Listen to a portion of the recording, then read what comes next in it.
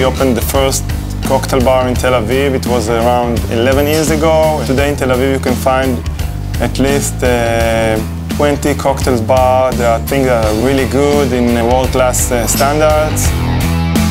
10 years ago it was really hard to find a decent drink here, and now there is a lot of great drinks, a lot of great bartenders, a lot of great cocktail bars.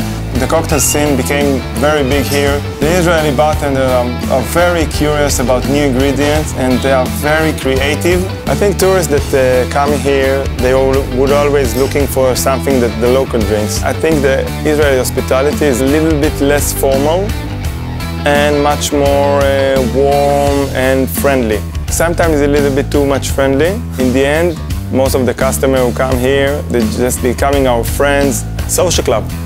So let's make cocktails.